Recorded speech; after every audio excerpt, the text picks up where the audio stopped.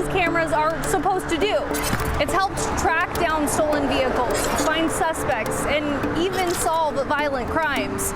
But it's also fueling one of the biggest debates in Idaho over privacy concerns. Will Big Brother always be watching us? This is not an anti-flock concern. It's an anti-surveillance concern. Something that I didn't sign up for and the Fourth Amendment should protect me from. The innocent are being tracked and searched and interrogated without a valid cause. Which corporations do you trust to follow these laws and regulations? If we're going to be giving our data freely, we need to be having conversations.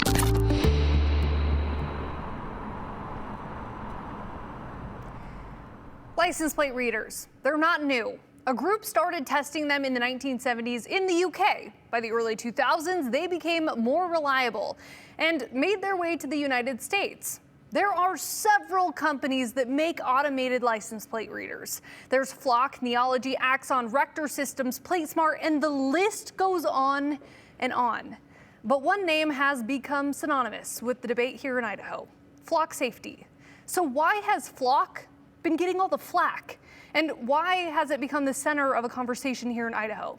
Well, first, we look at what these cameras are and how it works.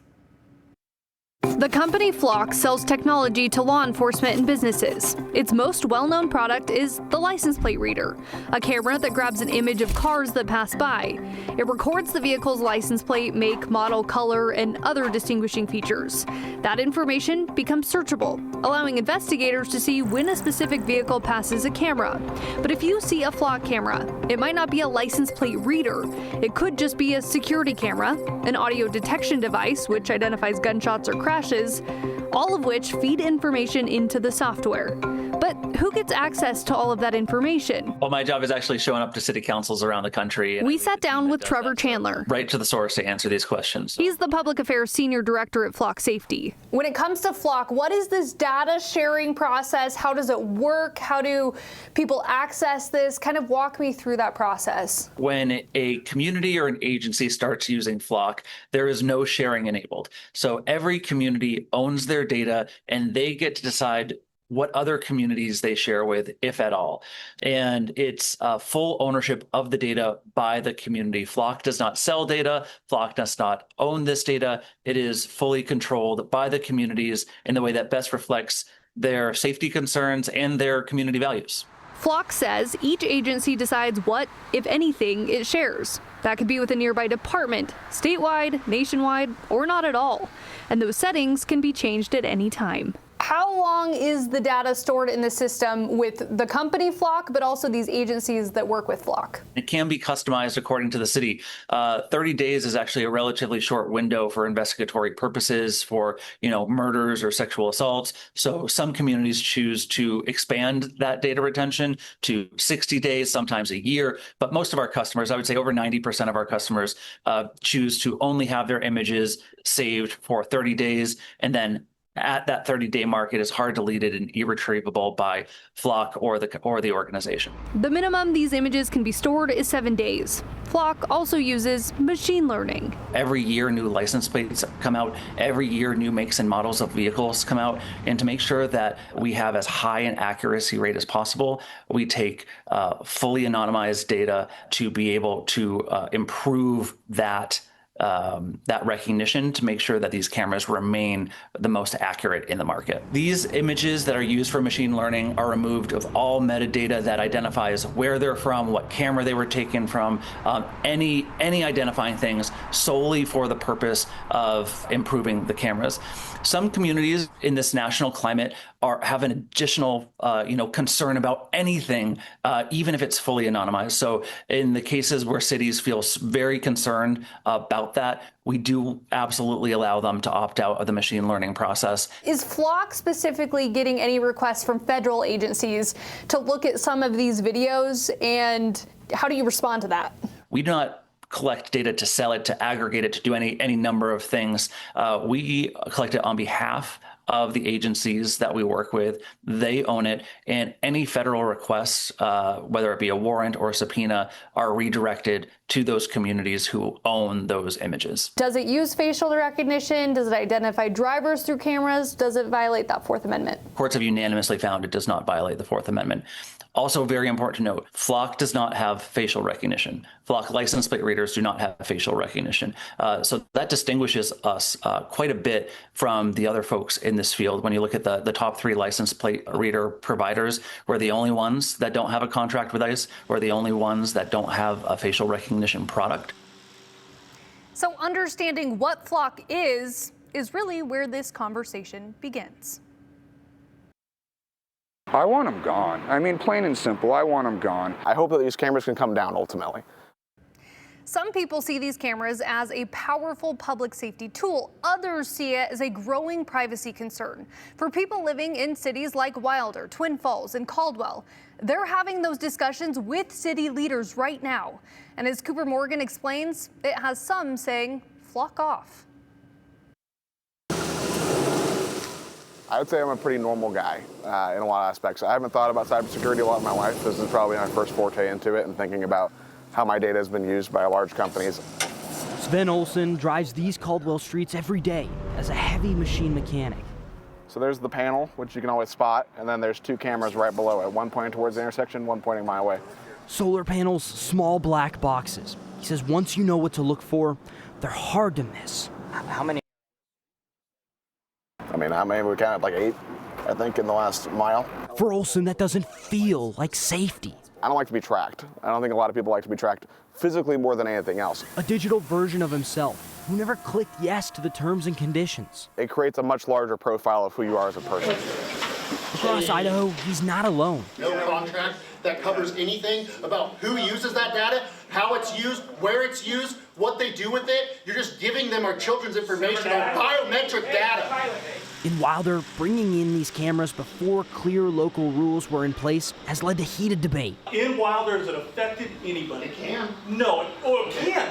See, it could happen. It could. It should. Well, it did over there. It did in California. It did blah, blah, blah. And more so, where the data goes. We're the product. I don't want to be anybody's product. We don't know where this information is going about us, and we should have that control. Twin Falls is no different.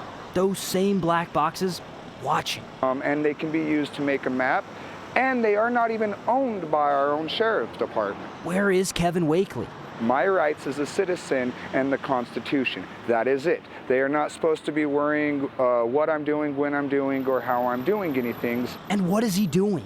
How is a rented company using data collected for machine learning, AI? That gray area that they are using, that they don't have to have warrants for it, and we also can't FOIA information, the data that they are collecting and what they're doing with that data. Across the country, the ACLU is seeing it too. Oh no, it's 100% a mass surveillance system. Concerned over the rights of citizens and their constitutional right to privacy. We should keep the license plate information and location information of every person in Idaho, because really any person in Idaho could turn out to be a criminal. That's a very un-American view of privacy. See all the cameras, where they point, where they go. Back in Caldwell, Olsen says the price put on information today. It's no longer local surveillance. It's nationwide surveillance, which means that the value of the data has gone up. And ease of access puts everyone at risk. You know, anything is hackable if you wanted to try hard enough. People are smart enough that they will figure it out. For now, he'll keep driving and asking questions of the leaders in Caldwell. And, you know, part of it's inevitable. I mean, the surveillance is going to keep moving forward, but I'd be pretty upset at myself in 20 years if I didn't try now. Olsen was actually invited to see how Caldwell uses their flock cams by the police chief. But again, his main issue is the database associated with flock, where that data goes and how it's protected. Okay, you mentioned the police chief there. Did he or other people that you talked to, have they taken up the offer to see how the police department is using these license plate readers? Well, Hunter, Olsen actually did. He's going to go and actually see that process right there. Again, it's that database he was talking about that was really the issue. His misconception, he said, is really that he supports police. He does support police, and so that's a big misconception. He just wants to learn like anybody else. All right, Cooper, thank you. despite pushback from residents. Modern day policing Some law enforcement say camera technology requires modern day tools. is worth it. Coming up, an Idaho chief of police says it's used to stop criminals, nothing more.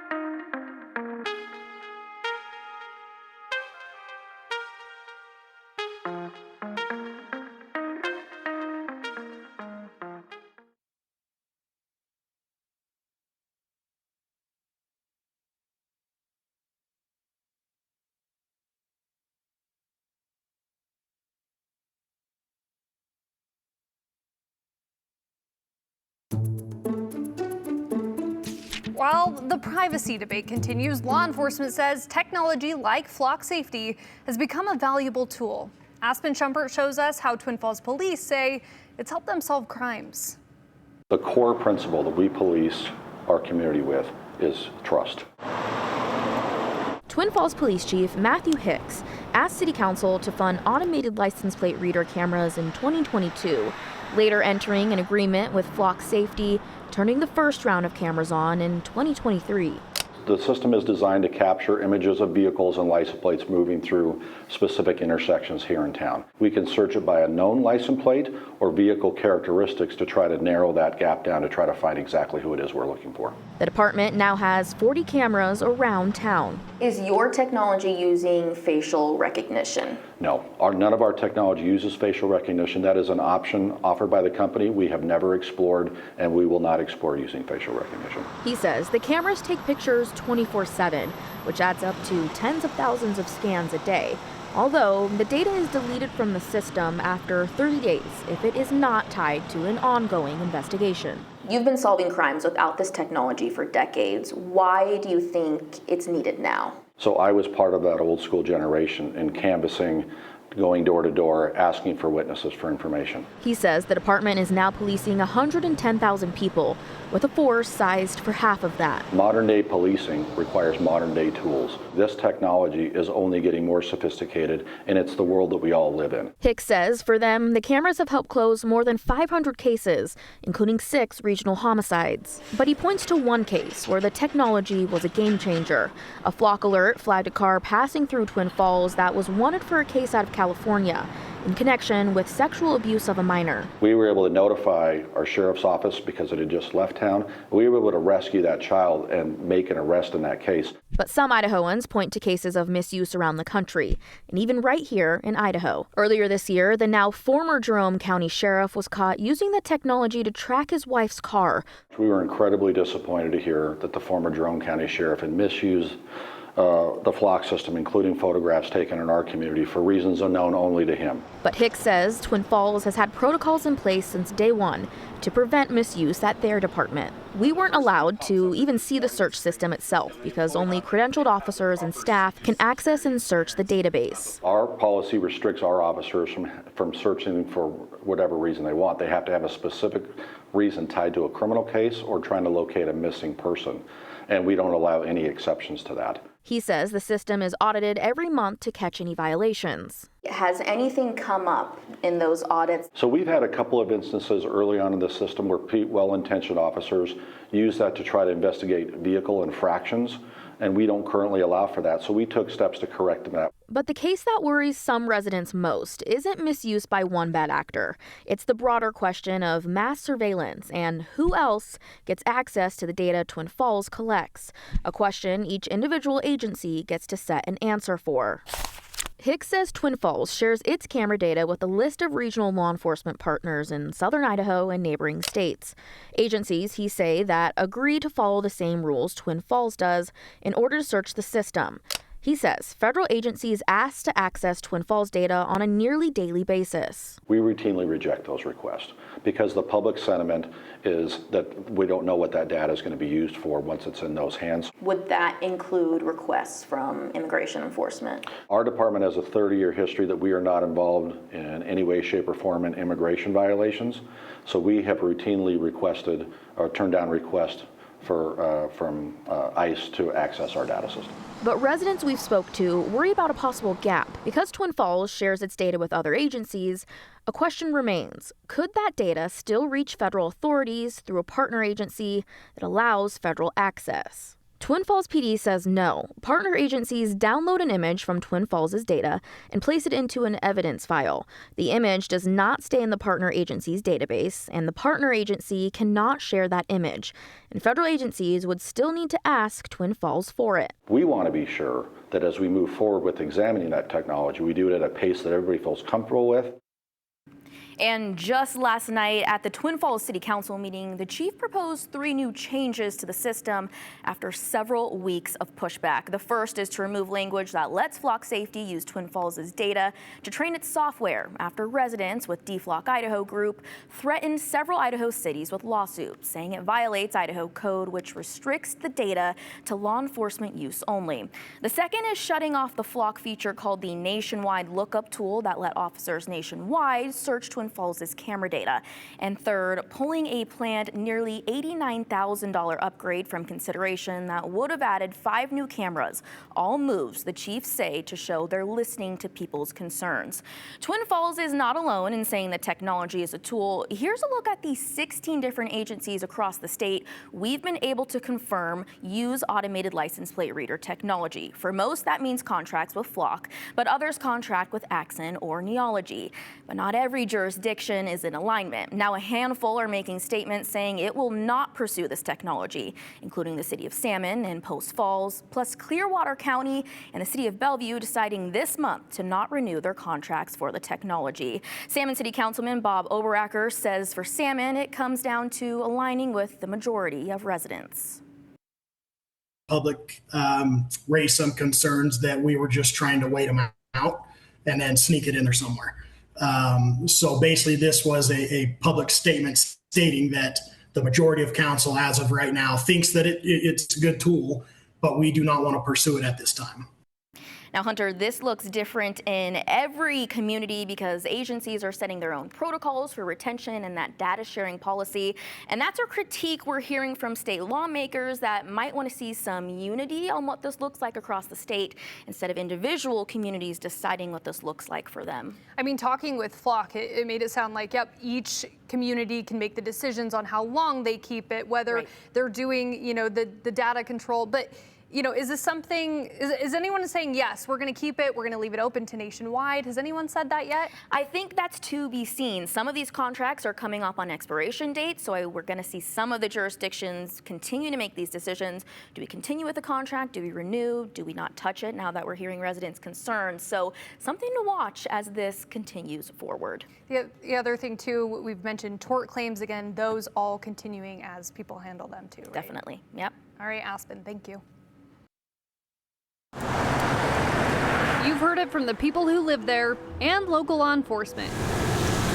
Where do people in charge of changing Idaho's code stand on surveillance cameras? That's next.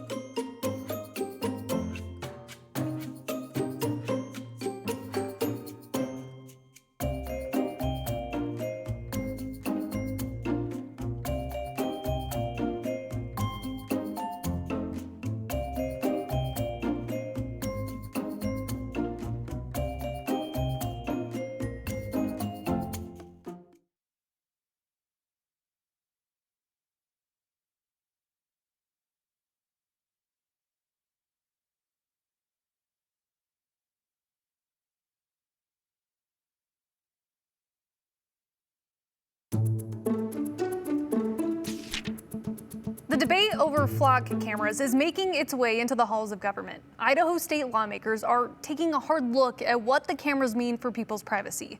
Justin Corer and Aspen Shumpert heard from one lawmaker who's looking at banning them altogether until the constitutional questions can be sorted out.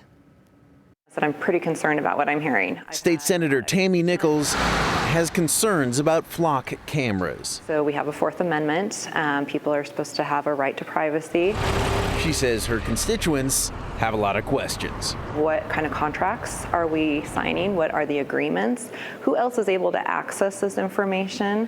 Why are we needing this now? And she says there are not enough clear answers to those questions, which means Idahoans' privacy could be at risk, even if flock cameras are a useful tool for police. And just because you have a tool doesn't always mean it's good to utilize it, because things can be used for nefarious purposes, and that's part of the problem.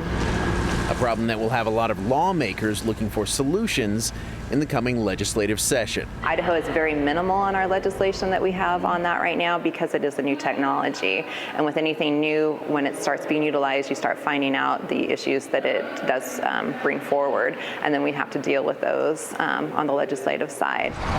Yeah, I think that's part of the problem, is that we don't have things in place to be able to protect the public. While last year the legislature passed a law requiring that license plate reader data only be used for law enforcement purposes, Nichols says it's only a good first step. The questions that I am getting vary from all sorts of things, from the information, how long it's being put in and saved, to who is able to access that, to how do individuals, if they're wrongly accused of something, what's the track for them to be able to get that fixed. I did a survey with an article that I wrote, and 83% of the people that responded to my survey said that they just want to see them banned. They don't want them in the state of Idaho. But Aspen Shumpert asked, is a total ban on this technology overstepping? Some will argue maybe the state trying to come in and regulate them could be seen as government overreach, but do you think state lawmakers should step in the conversation? Yeah, I think we have to in some of these instances. Part of our job is to play referee, and when you have issues going on between citizens and the municipalities, sometimes we have to get in the middle of that and figure it out. Probably the best way to go forward is to put a pause on this right now until we can get some questions answered, get some more information, and have the conversations with the public that probably should have happened already. So there will be legislation, and while we don't know the particulars, we know Nichols is for an outright ban. There will likely be different versions of these bills, though.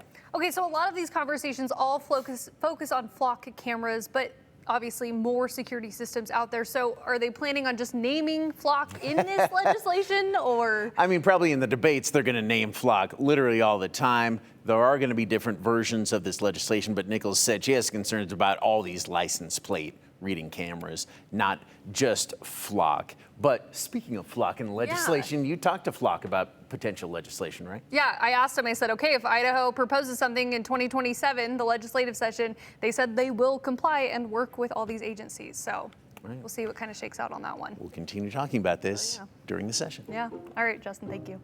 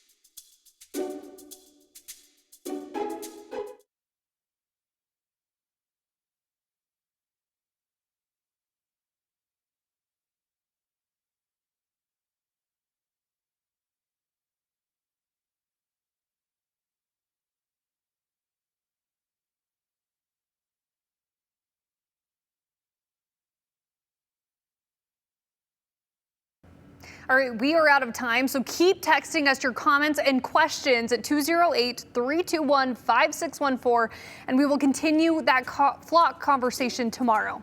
We'll see you then.